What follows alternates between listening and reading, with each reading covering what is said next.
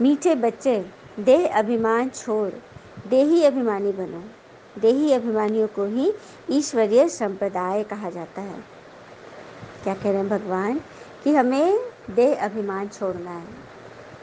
हम 2500 वर्ष इस अभिमान में रहे, बॉडी कंसेस में, तभी हम इसे छूट नहीं पा रहे हैं। और अभी हमें भगवान देही बना रहे हैं, आत्मा में टिका रहे हैं।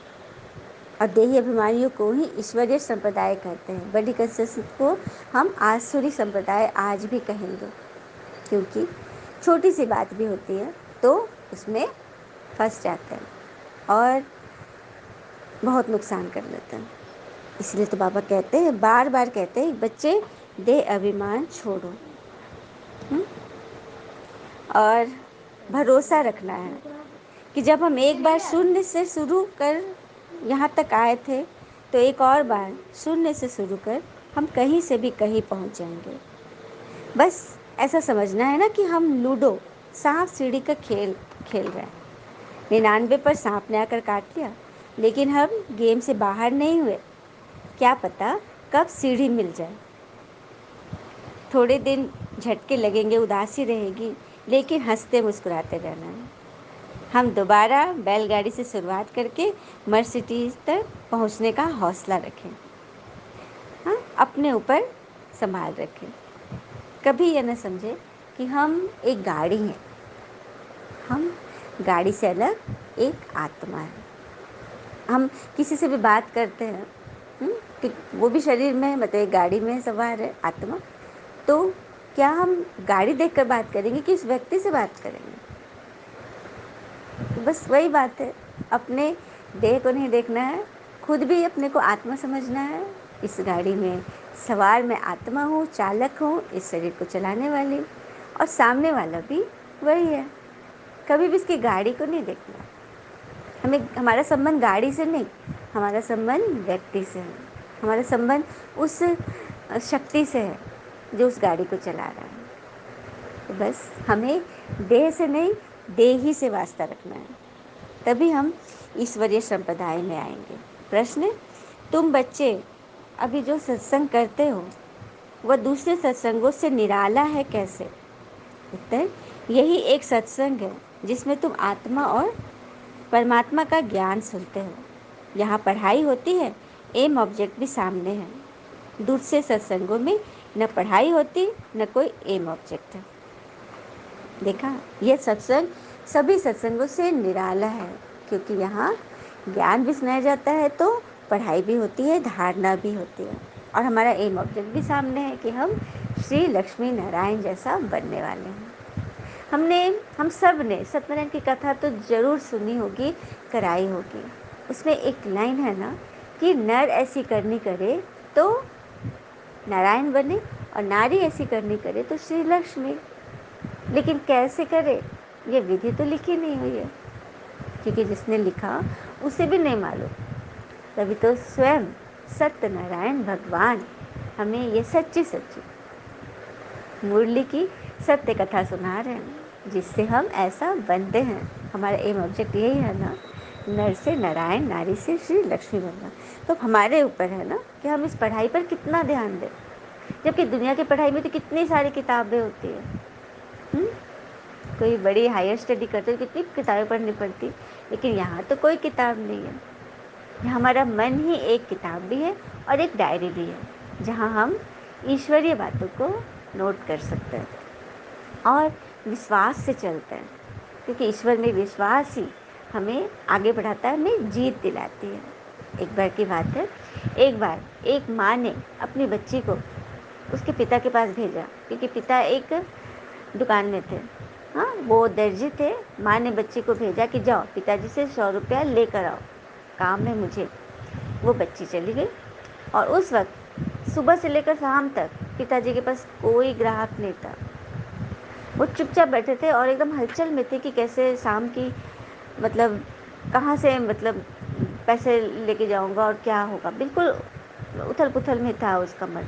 उसी वक्त वो बच्ची पहुंचती है और बोलती, पिताजी माँ ने 100 रुपये मंगाना है, कुछ घर के सामान मंगाने हैं। पिताजी बोले कि अभी नहीं, पैसे आएंगे तो दूंगा। लेकिन बेटी एकदम अड़ी रही। कि नहीं पिताजी माँ ने मंगाया है, ज़रूरी है, देखिए ना वहाँ गले में दिख रहे हैं, प्लीज़ दे दीजिए ना। पिताजी बोला कि नहीं है पैसे। मैंने बोला मैं घर आऊँगा तो लेके आऊँगा, जाओ अभी, क्योंकि वो एकदम हलचल में था। लेकिन बेटी तो जैसे कि माँ के ना फरमान पे थी, पिताजी प्लीज़ दे दीजिए, माँ को ज़रूरी है। और वो जा ही नहीं रही है, पिताजी पूरा गुस्सा भी कर रहा है, यहाँ तक कि उसको मारने में दौड़ के बोल रहा हूँ ना कि अभी जाओ, मैं आ रहा हूँ लेके। लेकिन बच्ची तो जाने को तैयार ही नहीं। अंत में पिताजी ने थक कर उसे पैसे दे दिए। तो देखा, निश्चय की जीत हुई। वो बच्ची बिल्कुल नहीं घबराई। क्यों नहीं घबराई? क्योंकि उसको पता है कि वो उसके पिता हैं, वो उसकी बात ज़रूर मानेंगे। अभी थोड़ा हलचल में है, लेकिन वो शांति से अपनी बात कहती रही और बात में जीत भी हुई। तो देखा, इस तरह से हम जब श्रीमत पे चलेंगे ना, तो माया हमें बहुत तरह से तंग करेगी, बहुत तरह से हलचल में लाएगी, हमारी परीक्षा लेगी, लेकिन हमें हिलना नहीं है। हमें बिल्कुल अपने निश्चय में तने रहना है और विजय को पाना है, क्योंकि हमारे साथ स्वयं भगवान खड़े हैं। हमारे जिसका सारथी स्वयं भगवान है, उसे इस महाभारत युद्ध से क्या डरना, जीत तो उसकी है ही। अच्छा, मीठे मीठे बच्चों प्रति भगवान की नमस्ते। हम बच्चों की भी प्यारे शिव पिता को नमस्ते। और बाबा दिल से सभी आत्माओं की तरफ से आपको very very very good morning. खाना के लिए मुख्य सार है, पहली पॉइंट, एक पिता की श्रीमत पर चलकर मनुष्य देवता बनना है। इस सुहावने संगम युग पर स्वयं को पुरुषोत्तम पारस बुद्धि बनाना है। तो भगवान की श्रीमत पर चलकर ही हम मनुष्य देवता बनेंगे। ऊंची चढ़ाई है, लेकिन मतलब हार नहीं है इसमें। यदि हम श्रीमत पर चल रहे हैं और निश्चय से चल रहे हैं, पता है कि आगे जीत है, तो हम ज़रूर जीत जाएंगे। ये सुहावना संगम युग है, हमें पारस बुद्धि बनाने आया है। हम सभी पत्थर बुद्धि बन गए थे। आज भी हम छोटी छोटी बातों में फंस पड़ते हैं और अपने सारी कमाई लुटा बैठते हैं। तो हमें इससे बचना है। दूसरी पर 7 रोज की भट्टी में बैठ पतित बुद्धि को पावन बुद्धि बनाना है। सत्य पिता में सत्यनारायण की सच्ची कथा सुन नर से नारायण बनना है। 7 रोज की भट्टी अर्थात यहाँ जो 7 डे कोर्स कराई जाती है, जिससे हमारे मन के सारे प्रश्नों के आंसर मिलते हैं। और फिर जब हम मुरली से जुड़ते हैं ना, तो हमारी बुद्धि पावन होने लगती है और सब कुछ हमें समझ आने लगता है। जैसे लगता है ना कि मुझे याद आ रहा है, हमारी स्मृति जो विस्मृत हो गई थी वापस से अपने ट्रैक पर आ गई है। और हम सत्य पिता से सच्ची सच्ची सत्यनारायण की कथा सुनकर नर से नारायण बनते हैं। ये भगवान की वाणी हमें ईश्वरीय संप्रदाय में ले आई। भगवान की गोद में पल रहे हैं, हम उनसे मिले हुए हैं, हम उनके बच्चे बने हैं और उनके श्रीमत पर चलते हुए हम सदा खुश रहेंगे। और जितना हम भरपूर रहेंगे ना, उतना ही हमसे खुशियाँ औरों तक जाएगी। चलिए हम सभी वरदान लेते हैं। आराम से सभी बैठ जाएं।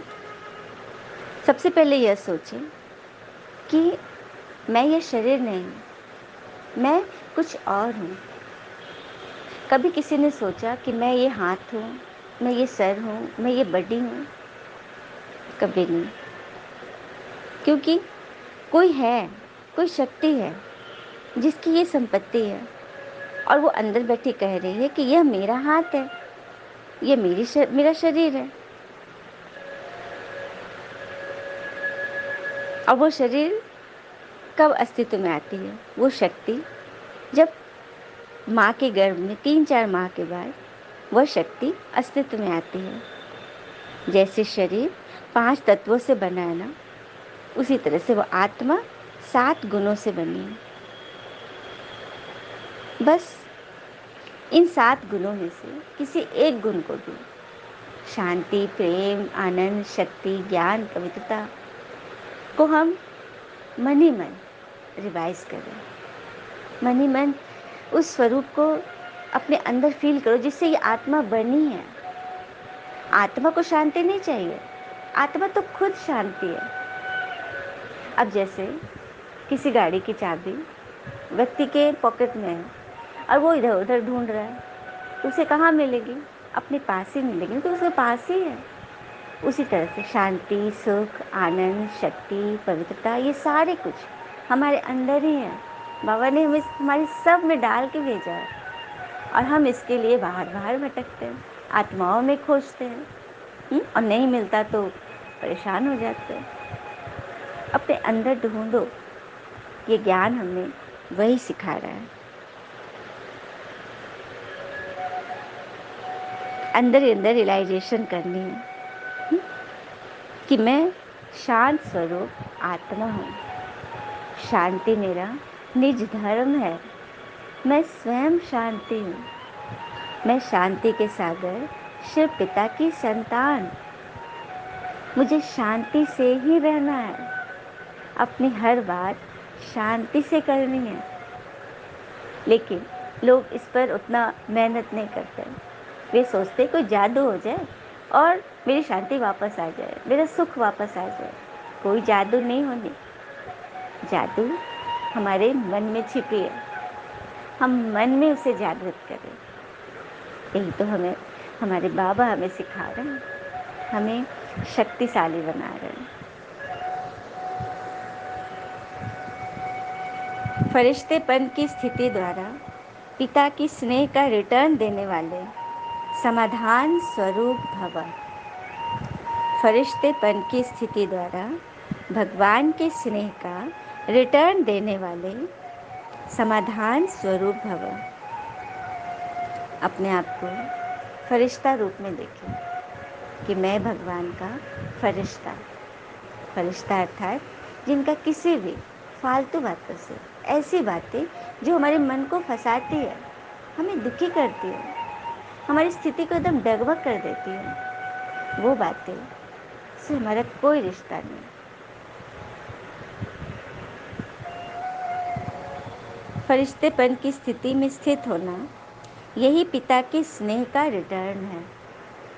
भगवान ने हमें चुना, इतनी भीड़ में से चुना, तो कुछ न कुछ बात तो होगी ना, कोई राज है ना कि परमात्मा हमसे क्या चाहते हैं। भगवान सत्युग लाना चाहते हैं। अब हम बच्चे इसकी तैयारी न करें तो भगवान क्या करेंगे? तरस ही खाएंगे।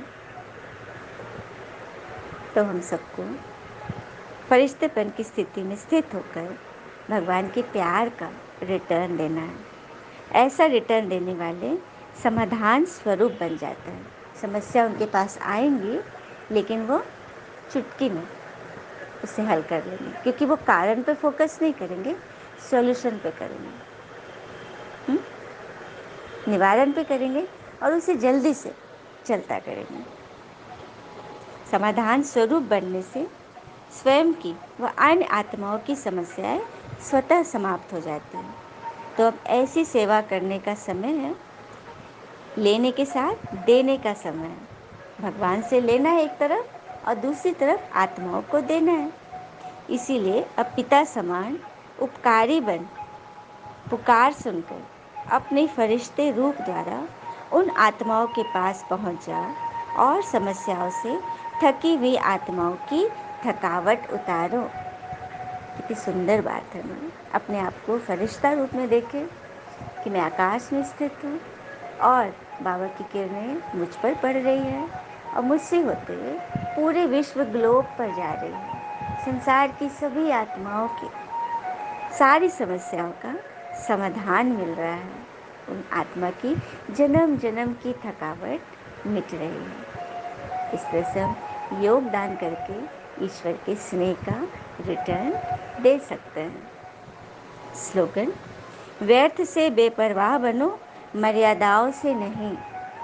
जनरली क्या होता है, हम मर्यादा से ही हट जाते हैं और ये ठान लेते कि हमसे तो ये होगा ही नहीं। जैसे ही हम ये बात मन में रख लिए, तो हमारे मन ने क्या सुना, क्या समझा, क्या ग्रहण किया, तो उसी अनुसार वो काम करेगा। क्योंकि मन तो हमारा छोटा बच्चा है, जैसे उसे सिखाएंगे, जो भोजन देंगे, वैसे ही वो बनेगा उसका स्वरूप। तो हमें व्यर्थ से लापरवाह बनना है, व्यर्थ से छूटना है और खुश रहना है। अच्छा, ओम शांति। शुक्रिया मीठे बाबा, वो बाबा के प्यारे प्यारे बच्चे। थैंक यू बाबा। All is well always. ओम शांति।